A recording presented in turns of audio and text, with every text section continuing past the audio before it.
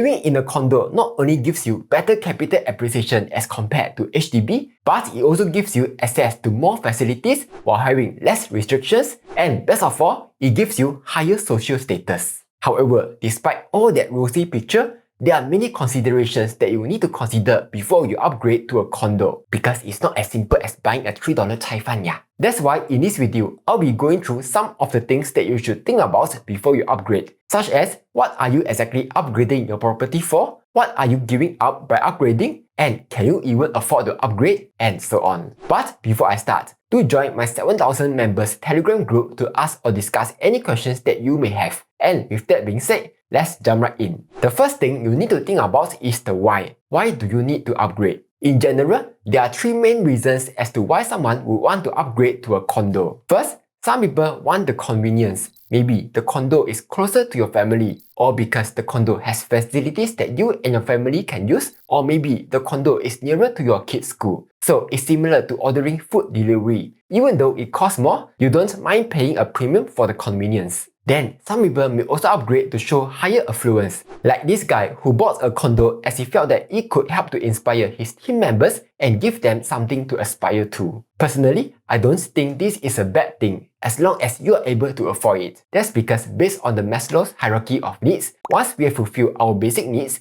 we want to fulfill our esteem needs, and being able to afford a condo would perhaps give the feeling of prestige and the feeling of accomplishment. But with that being said, if convenience and higher affluence is your main reason for upgrading to a condo, you may want to consider other alternatives first before thinking of upgrading to a condo. For example, have you considered looking at ECs instead? With an EC, you will get to enjoy the same benefits as a condo, such as the facilities and the prestige, while enjoying a 25% to 30% cheaper price as compared to a similar condo. Or have you considered renting out your current HDB or renting a condo to stay instead? Yes, it's true that condo rents are more expensive as compared to HDB rents, so you will need to top up additional money. But on the flip side, you will get to avoid all the additional costs of owning a condo, such as mortgage interest, condo maintenance fee, higher property taxes, and so on. Plus, you are not tied up to a condo and can just move back to your HDB once your rental contract is up. But probably the biggest reason for someone to upgrade to a condo is for investment purposes, where they believe that by parking their money in condos, they can whop big later on in life when condo prices go up. Yes, it's true that condo prices have risen a lot faster as compared to HDBs in the past, and this trend might just continue in the future due to several reasons. One, condo prices are less controlled by the government. Yes, it's still controlled, but the keyword here is less controlled. Two, there's lesser supply of condos as compared to HDBs, while having a bigger pool of eligible buyers. This means there's generally a higher demand for condos as compared to HDBs. 3. As Singapore is an aging population, and as there are more and more HDBs being built, chances are HDB home prices growth might just slow down in the future. Though, it's worth noting that not every condo is guaranteed to whop big. Some may even lose money if you bought the wrong condo. So it's not always 包价, yeah? However, if you're upgrading to a condo for investment purposes, you may want to think about what your exit strategy is. Are you planning to downgrade back to a HDB when you are older and retire off your profits? Or are you planning to continue living in your condo? Because if you are not planning to downgrade, then it isn't really an investment, right?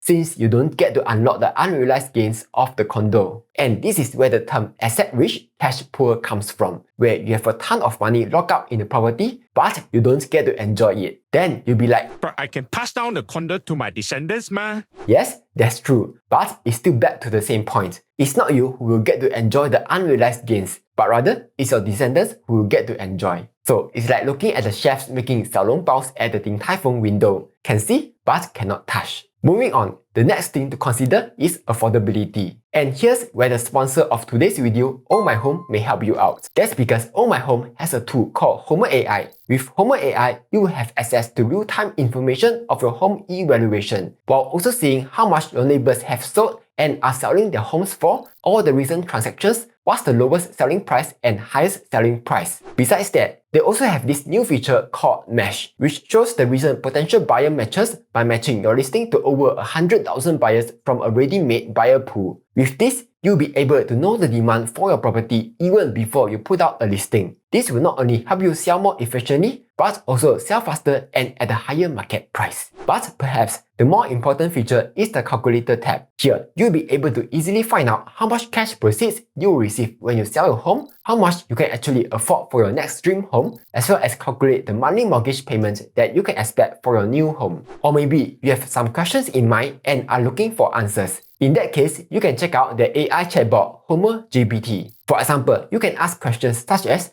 what's the latest property news, interest rates updates, what you need to know about selling a property, and so on. On the latest app, you can find the properties which are for sale and rent, including resale HDB, resale condo, and new condo projects. Or if you just want to learn about whether you should upgrade to a condo or not, Oh My Home has a ton of free blog articles which you can check out, such as debunking the myths between HDBs and condos, as well as step-by-step guides on how to buy a new launch condo. Or if you are looking to sell your home soon, Oh My Home helps to take care of the entire process for you, including the valuation report, professional photography, advertising, documentation, and deal closing. Their fee starts at just 1% as compared to the market rate of 2%. Plus, they are also confident that they can sell your home within 3 months at an optimal price. Otherwise, they will just waive off the fees. Besides that, Oh My Home also offers other solutions such as buying, renting, and renovating. And oh yeah, they are pretty highly rated with 5 stars on Facebook and 4.9 stars on Google. Homer AI is totally free to use, and because I have a deal with them, if you sign up using my link down below and connect your home to it, you'll get a free $5 NTUC voucher. And if you are interested to find out more, you can use this link where you'll be able to link up with them via WhatsApp. With that being said, let's get back to the video. So let's say you are currently living in a $550,000 HDB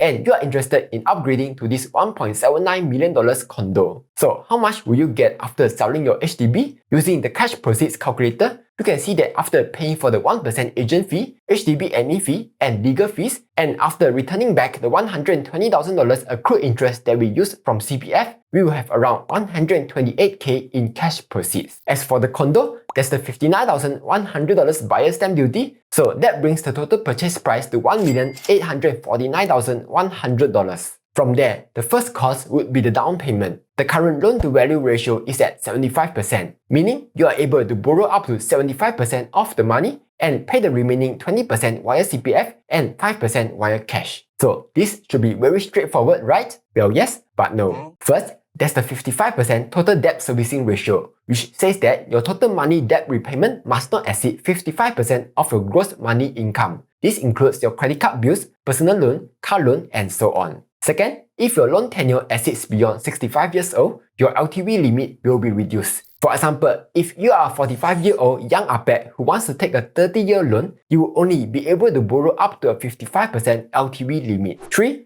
If you bought your condo but have yet to sell off your HDB flat, your LTV limit will drop from 75% down to 45%, since it's considered as your second property. Plus, you will also be paying for 20% ABSD, though you can apply for ABSD remission if you manage to sell off your HDB within 6 months of buying your condo. But let's assume everything goes perfectly well for you, and you are able to borrow 75% of the money. In that case, your down payment would be $462,275, of which $369,820 can come from CPF, while the remaining amounts will come from your cash savings. Then there's also the agent fee, which ranges anywhere from 1 to 2% of the purchase price, the legal fee of anywhere between $2,500 to $3,500, and the renovation fee, which will set you back by at least $30,000. So there's fees everywhere. Then, after all these initial payments, the next thing is the money loan repayment. Assuming that the bank loan interest rate is at 4%, the payment will come out to be a whopping $6,620 a month. And assuming the rate stays the same, you will have incurred a total interest of $996,704 over 30 years. Besides the money loan repayment, you will also have the condo maintenance fee, which can range anywhere from as low as $100 per month to as high as $2,889 a month. But on average, the monthly maintenance fee would be around $500, which is more than enough to buy 100 chai fan every month. Yeah.